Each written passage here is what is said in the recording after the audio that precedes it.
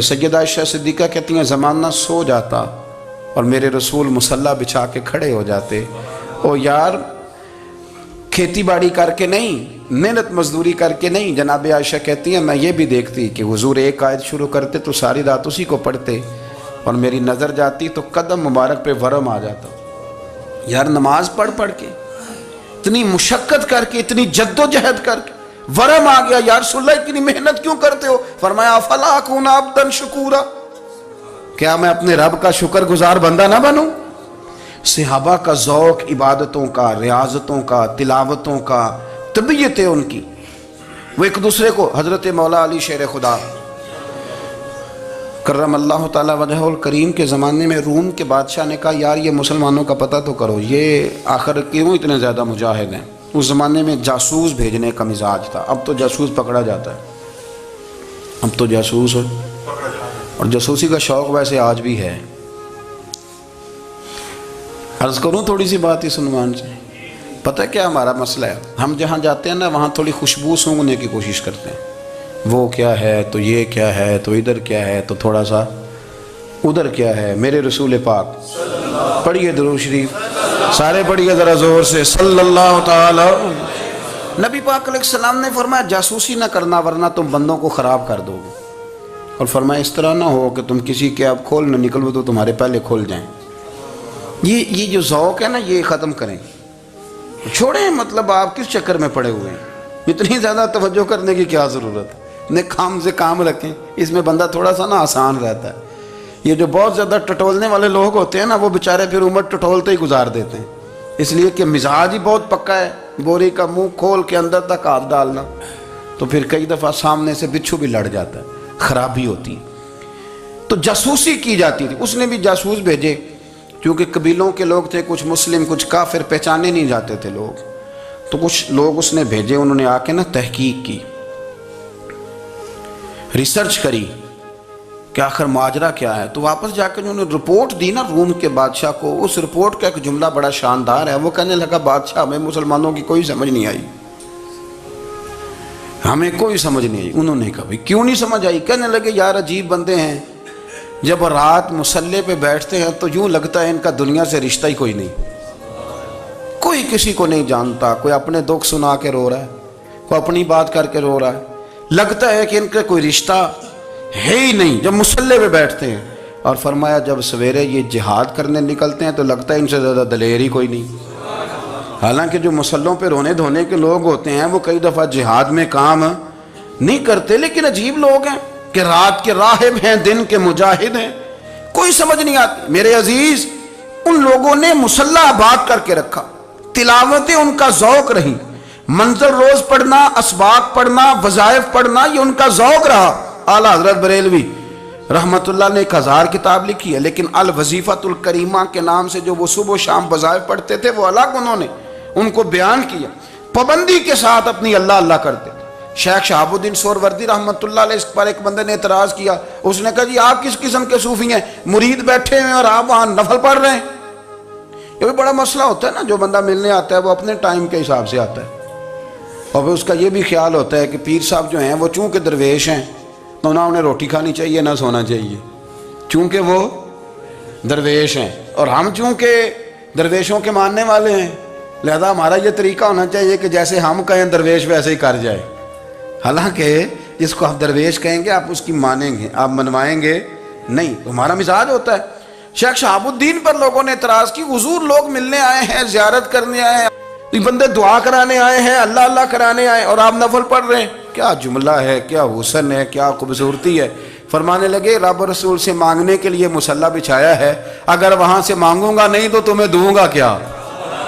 پہلے مجھے کچھ لے تو لینے دو، اگر میرے پلے کچھ ہے ہوگی تو آگے دوں گا نا، تو میں مانگنے گیا تھا کہ یا اللہ دے تیرے بندے لینے آئے، دے تو میں کچھ لوں گا تو آگے دوں گا نا، لیکن ہمارا یہ سٹیٹس، یہ مزاج، یہ شعور نہیں ہے۔ گپیں، کہانیاں، داستانیں، گفتگو، خطابت، واز، کیا بات، لیکن اگر کچھ کرنے کا کام ہو تو وہ نہیں ہم سے ہوتا۔ میرے نبی کریم علیہ السلام نے مصلی سے دل لگانے کا درس دیا، حضور نے توجہ دلائی، صحابہ اس ذوق کے حامل لوگ تھے، وہ کوشش کرتے تھے جناب صدیق اکبر رضی اللہ تعالیٰ عنہ کا عبادت کا مزاج ہمیشہ قائم رہا. حضرت عمر فاروق ساری رات اللہ کے حضور کھڑے رہے. حضرت عثمان غنی رضی اللہ تعالیٰ عنہ عشاء کی نماز پڑھ کے 2 رکعتوں کی نیت باندھتے تھے. 15 سپارے پہلی رکعت میں پڑھ دیتے تھے اور 15 سپارے قرآن مجید کے دوسری رکعت میں پڑھ دیتے تھے. آپ نے نا حضرت عمر فاروق کے وصال کے بعد ان کی ایک بیوہ سے نکاح کیا. حضرت عثمان غنی نے نکاح کیا. وہ خاتون آپ کے نکاح میں آئیں تو عرض کرنے لگیں امیر المومنین میرے لیے اعزاز تو بہت ہے کہ میں امیر المومنین کی بیوہ تھی تو امیر المومنین کی منکوحہ ہو گئی ہوں، لیکن حضور نہ تو میں جوان ہوں کہ میرے اندر رغبت ہوتی اور نہ میں اب اس قابل ہوں کہ کوئی خدمت کر سکوں، میرے ساتھ نکاح کی وجہ کیا بنی؟ تو عثمان غنی رو پڑے. فرمانے لگے میں نے عمر فاروق کو مسجد میں اپنے رب سے ڈرتے ہوئے دیکھا ہے، میں نے اسے روتے ہوئے دیکھا ہے، عدل کرتے دیکھا ہے، انصاف کرتے دیکھا ہے، امت کی خیر خواہی کرتے دیکھا. تمہارے ساتھ نکاح اس لیے کیا ہے کہ تم مجھے یہ بتاؤ کہ عمر فاروق گھر کے اندر اپنے رب کو کیسے راضی کرتے تھے، گھر کے اندر کیسے راضی کرتے تھے، وہ طریقے بتلاؤ، تم بتاتی جانا اور میں بھی اسی طرح گھر میں عبادت کروں. میرے رسول کریم علیہ السلام نے ارشاد فرمایا، حضور فرمانے لگے جس گھر میں اللہ کا ذکر ہوتا ہے وہ گھر زندوں کا ہے، اور جس گھر میں رب کریم کا ذکر نہیں ہوتا وہ گھر زندوں کا نہیں ہے. گھر نا ہم نا کتابوں میں پڑھتے ہیں کہ ایک بزرگ کہتے ہیں، حضرت فضیل بن عیاض کہتے ہیں کہ میں ایک گلی سے گزر رہا تھا تو گھر کے اندر کسی قاری صاحب نے قرآن کی آیت پڑھ دی ولی من خاف مقام ربہ جنتان. میں تے میرے کانوں سے ٹکرائی تو اللہ نے میری کایا ہی پلٹ دی، میں توبہ کر گیا. اب گھر کے اندر سے آواز آئے تو صحیح نہ تلاوت کی، پر اندر سے آواز آتی نہیں، یا ڈیک بجنے کی آواز آتی ہے، یا ٹی وی چلنے کی آواز آتی ہے، یا دھوم مچانے کی آواز آتی ہے. عبادت کا وہ جو خاص شوق تھا، وہ جو حسن تھا، وہ جو توانائی تھی، وہ جو بات تھی. ایک جگہ پہ ہم بیٹھے تھے تو وہاں ایک صاحب آئے اور انہوں نے آتے ہی کہا کہ مہربانی کریں ذرا مجھے مصلی دے دیں، میرے نہ کچھ نفل رہ گئے. تو میں نے وضو کر لیا تو کوئی مصلی مل جائے.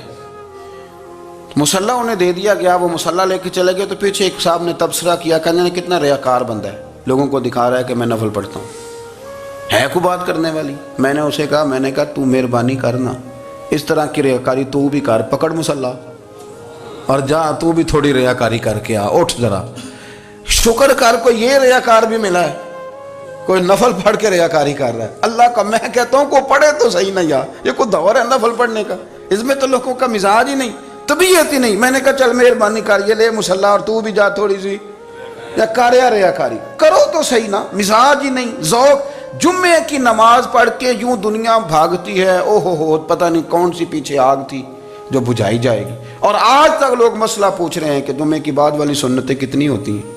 میں نے کہا کتنے سال ہو گئے جمعہ پڑھتے، کتنے سال ہو گئے، ابھی تک سنتوں کا نہیں پتہ، ابھی تک نہیں علم کے پہلے کتنی رکھتے ہیں اور بعد میں کتنی رکھتے ہیں. فجر کی سنتیں کب پڑھنی چاہیے، سنو فجر کی سنتوں کے بارے میں. میرے رسول کریم سید عالم صلی اللہ تعالیٰ علیہ وسلم سے ایک صحابی نے پوچھا تھا، حضور میری فجر کی سنتیں رہ گئیں یا رہ جاتی ہیں تو حکم کیا ہے، کیا انداز ہے حضور کا.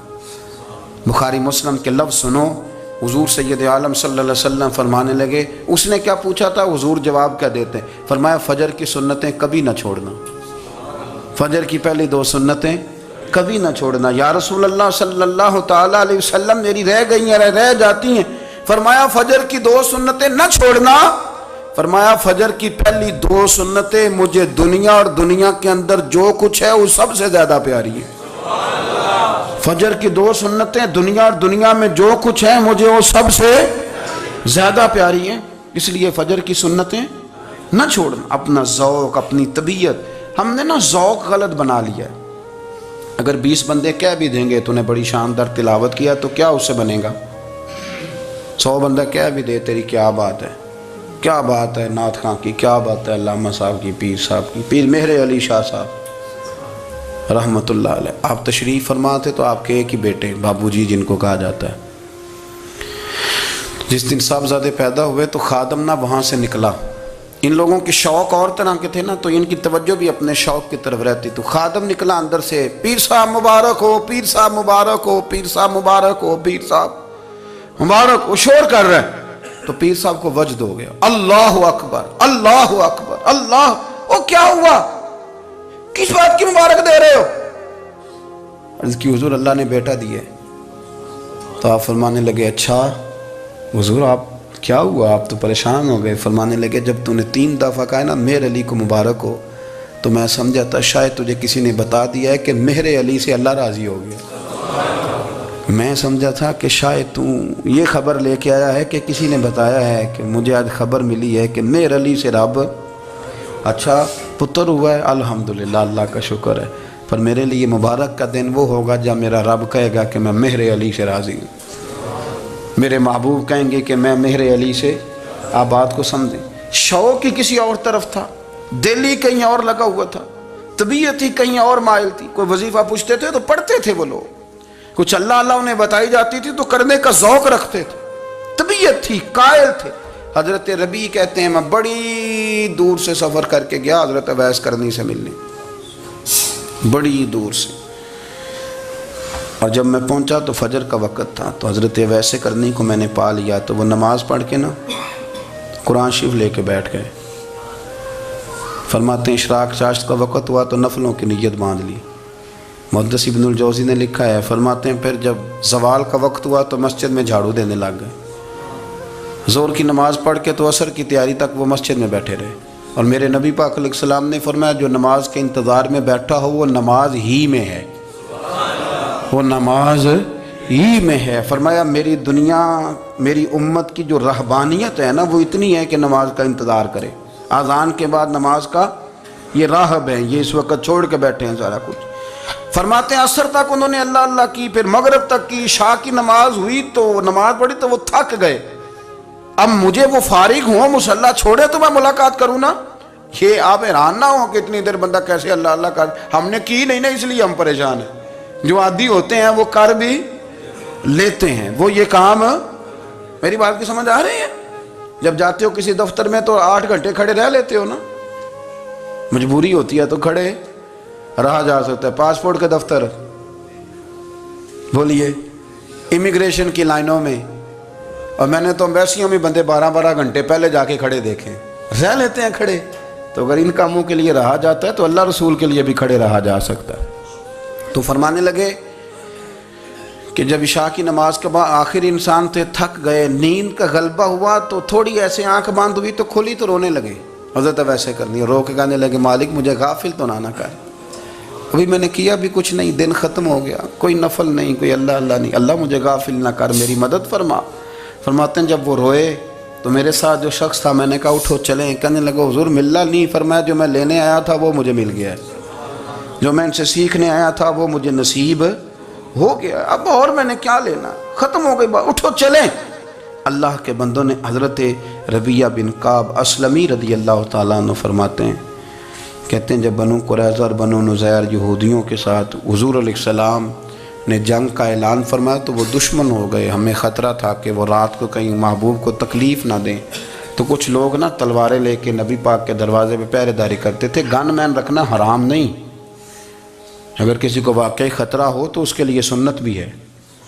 حضرت علی المرتضیٰ تلوار لے کے حضور کے گھر کا پہرا دیتے تھے۔ حضرت ربیعہ بن کعب اسلمی رضی اللہ تعالیٰ عنہ فرماتے ہیں کہ رات میری ڈیوٹی تھی کہ میں حضور کے گھر کا پہرا دوں گا، تو فرماتے ہیں میں باہر سن رہا تھا، ساری رات ہی میرے نبی پاک نے اللہ کی تسبیح پڑھی، ساری رات، کبھی تسبیح، کبھی تحلیل، کبھی تحمید، کبھی تکبیر، ساری رات۔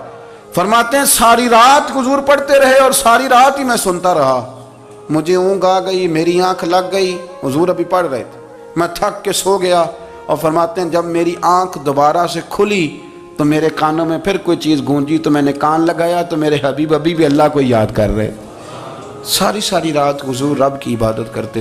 اسی لیے تو کہا یا ایھا المزمل قم اللیل الا قلیلا، حبیب ساری رات تو نہ جاگا کا، تھوڑا آرام بھی کر لیے گا۔ میرے بھائی اپنا مصلی، اپنی عبادات، اپنے وظائف، اللہ اللہ جو آپ نے کسی سے سیکھی ہے اس کو کبھی کمزور نہ ہونے دیں۔ شجرہ شریف جو کسی بزرگ سے آپ لے لیتے ہیں تو کیا رسم ہے کوئی؟ اس پہ کچھ لکھا ہوتا ہے، وہ پڑھنے کے لیے دیا جاتا ہے، اس پہ لکھا ہوتا ہے کہ یہ اللہ اللہ آپ نے کرنی ہے۔ ساری زندگی کسی اسکول میں داخل ہو گئے اور وہاں جا کے آپ نصاب ہی نہ پڑھیں، کتاب ہی نہ کھولیں تو پاس ہو جائیں گے؟ وہ کہتے ہیں میں 20 سال جاتا رہا ملا کچھ نہیں، تو آپ نے لیا کیا ہے؟ ایک اتنی سی کتاب تھی، اس کو تو کھول کے آپ دیکھ نہیں سکے، اس کے وظائف تک تو رسائی نہ ہوئی، اس لیے کہ اللہ اللہ کرنا مشکل ہے اور تصویر کھنچانا یہ آسان کام ہے۔ تو جو آسان ہے اس طرف ہماری توجہ لگی رہتی ہے اور جو مشکل ہے اس طرف ہم ذوق پیدا نہیں کرتے۔ یا ایھا الناس اعبدوا ربکم الذی خلقکم والذین من قبلکم لعلکم تتقون، اے لوگو اس رب کی عبادت کرو جس نے تمہیں پیدا کیا اور تم سے پہلوں کو پیدا کیا، اس لیے عبادت کرو کہ تم پرہیزگار ہو جاؤ گے۔ مالک سمجھنے کی توفیق عطا فرمائے۔